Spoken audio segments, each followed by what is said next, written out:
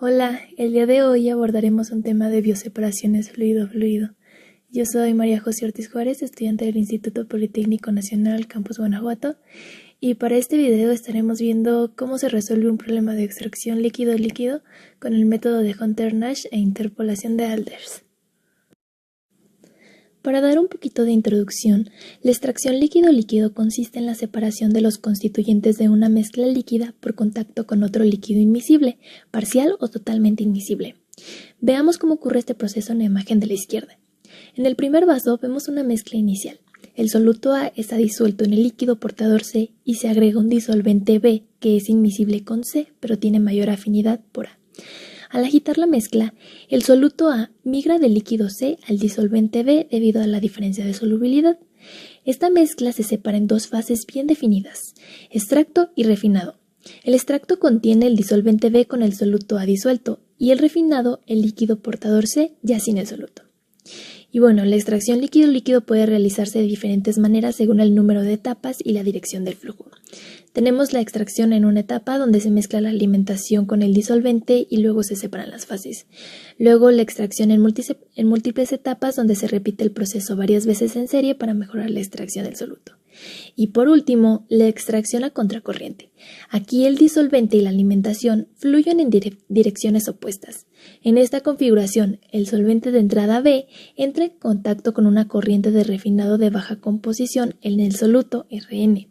A medida que el solvente avanza a lo largo de las etapas, aumenta su composición en el soluto, lo que disminuye su capacidad extractiva.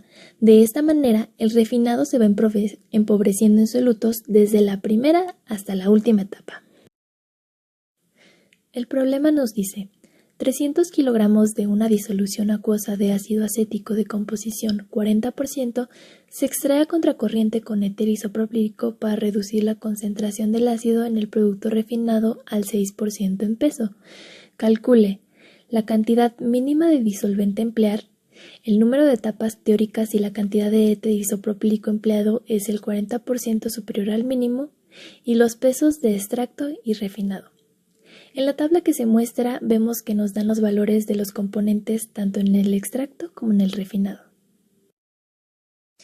Primero vamos a definir cuál será el componente A, el componente B y el componente C para poder construir un diagrama ternario que es un triángulo equilátero donde cada vértice representa un componente puro del sistema. El componente A será el solvente portador que es el agua, el componente B el solvente extractor que es el éter isopropílico y C, el soluto que es el ácido acético. Posteriormente, dividiremos todos los datos entre 100, ya que ProSim no permite trabajar con porcentajes.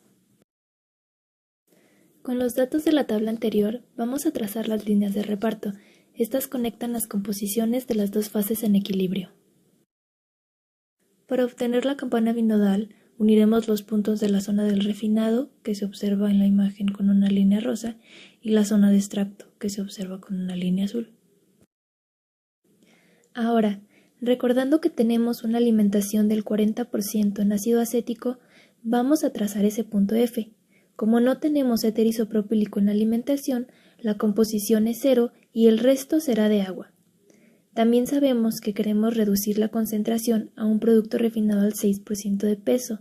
Para encontrar Rn, arrastraremos el cursor sobre la línea del refinado hasta llegar a una composición lo más cercana a 0.06 en el soluto. Y ahora tenemos que trazar una línea desde el punto de la alimentación hasta la composición del solvente. Esta línea representa todas las posibles mezclas de alimentación y solvente. Procedemos a hacer la interpolación de Alders, en la cual trazaremos una línea paralela a la del diagrama partiendo de los límites de las líneas de reparto de extracto y refinado hasta que éstas se junten. Así lo haremos con cada línea de reparto. Para localizar E', trazaremos una línea paralela a las líneas de interpolación que trazamos previamente, que vaya desde el punto de alimentación hasta la curva de interpolación, y en ese punto trazaremos otra línea que vaya hasta la curva binodal del lado del extracto, de igual forma paralela a las líneas de interpolación.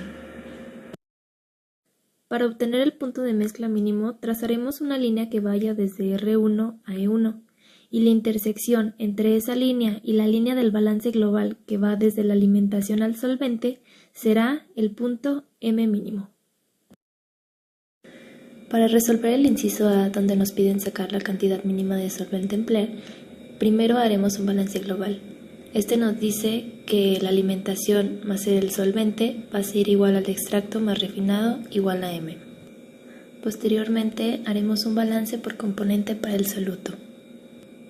Sustituyendo la ecuación 1 en 2 y despejando la S, podremos obtener la cantidad mínima de solvente a emplear, que nos da como resultado 418.15 kilogramos. Pasando al inciso 2, nos pide determinar el número de etapas teóricas si la cantidad de éter isopropílico empleado es del 40% superior al mínimo. Tenemos que la S va a ser igual a la S mínima más el porcentaje de excedente de la S mínima. Y así obtenemos una S de 585.41 kilogramos.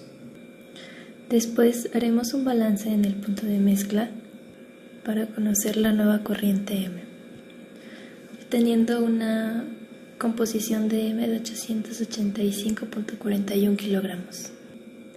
Y ahora, teniendo la relación del balance por componente, podemos obtener la fracción en el punto de mezcla, dando como resultado de 0.1355. Al obtener esa composición, nos iremos a PROSIM para determinar el punto M de operación. Este lo sacaremos recorriendo el puntero por la línea de operación hasta obtener una composición aproximada de 0.1355 en el componente de ácido acético. Una vez que ya tenemos calculado nuestro punto M de operación, vamos a calcular el punto de extracto 1. Para esto vamos a trazar una línea que vaya del punto Rn hasta el punto M de operación y vamos a extender esa línea hasta tocar la campana binodal del lado del extracto. Posteriormente vamos a ubicar el punto P. Para esto trazaremos dos líneas, una que vaya desde la alimentación, que pase por el punto E1 y le extendemos hasta el infinito, y una segunda línea que parte de Rn, pasa por S, igual le extendemos hasta el infinito. Donde esas dos líneas se intersectan le llamaremos punto P. Para calcular R1 vamos a trazar una línea paralela a las líneas de interpolación. Esta va desde el punto E1 hasta la curva de interpolación. En este punto haremos otra línea que vaya hasta la campana binodal del lado del refinado. Para el punto E2 vamos a trazar una línea que va desde R1 hasta el punto P. La intersección de esa línea con la campana binodal será el punto E2. Una vez que tenemos el punto E2, vamos a trazar otra línea siguiendo la tendencia de la línea de interpolación hacia la intersección de la curva, y de igual manera vamos a rebotarla hacia la campana binodal del lado del refinado, y ese va a ser el punto R2. Este procedimiento lo vamos a repetir hasta que nuestro último punto de refinado se acerque a Rn y no lo sobrepase, ya que debemos tener etapas completas. En este caso a mí me dieron 5 etapas teóricas. Para el último inciso nos pide calcular los pesos de extracto y refinado. Nuevamente vamos a aplicar un balance global. En este tenemos que la alimentación más el solvente es igual a E1 más R1 igual a M. Despejando la Rn nos queda la ecuación 1. El balance por componentes nos da nuestra ecuación 2. Al sustituir la ecuación 1 en la ecuación 2 podemos despejar E1, que es el peso de extracto. Aquí nos da como resultado 710.96 kilogramos. Teniendo esto, podemos hacer un despeje en el balance global para sacar el peso de refinado. Al hacerlo, nos da un resultado de 174.45 kilogramos.